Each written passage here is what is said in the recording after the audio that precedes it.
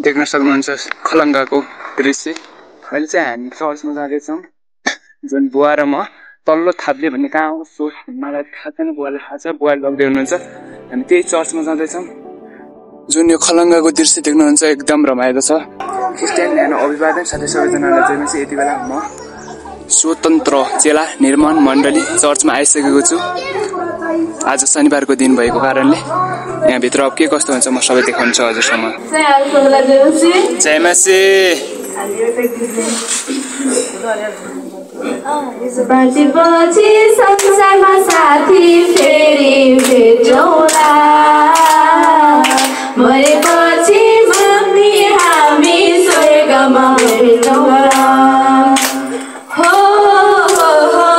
नबिर्सनु हामीलाई कहिले पनि, सम्झिराख्नु हामीलाई सधैँभरि।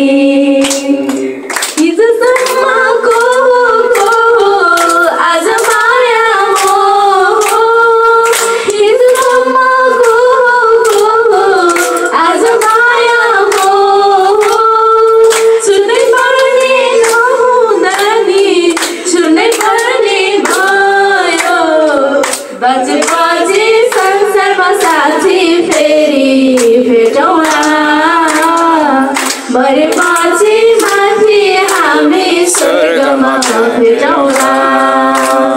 हो नबिर्सनु हामीलाई गए पनि, सम्झिराख्नु हामीलाई सधैँभरि।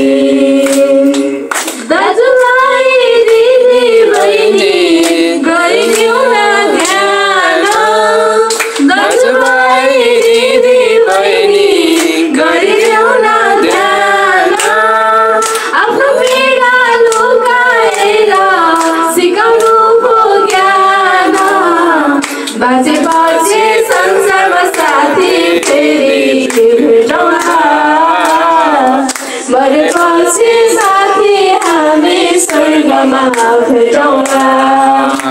हो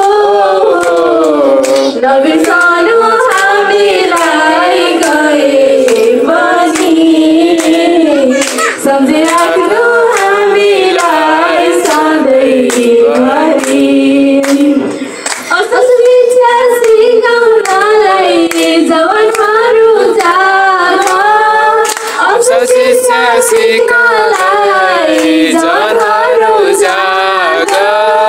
कुनै गल्ती भएको गरिदिनु माफ। बाँचेपछि संसारमा साथी फेरि भेटौँला, मरेपछि स्वर्गमा हामी भेटौँला। हो नबिर्सनु हामीलाई गए पनि, सम्झिराख्नु हामीलाई सधैँभरि। जयमसी। सुनाउँ सबैलाई जयमसी। जयमसी। मैले पाएको आशिष चाहिँ हामी पढ्दै गर्दा चाहिँ सुसमाचार सुनाउँदाखेरि सुनाइजान्छ होला आफूलाई पनि जस्तो लाग्छ। तर त्यहाँ गइसकेपछि त सुसमाचार सुनाउँदै गर्दा कति मानिसहरूले नसुन्ने जस्तो पनि गर्नुभयो र कति मानिसहरूले सुन्नुभयो।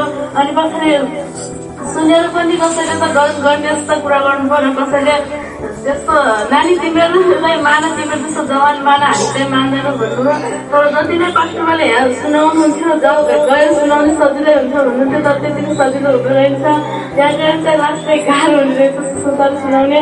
र मैले बुझेको कुरा चाहिँ पहिला चाहिँ म यहाँ तालिममा आउनुभन्दा अगाडि चाहिँ बाइबल अध्ययन पनि गर्दै थिएँ र मण्डली पनि जाँदै थिएँ। अनि आफ्नो अगुवाले दिएको जिम्मेवारी पनि म कहिले पनि गर्दै थिएँ।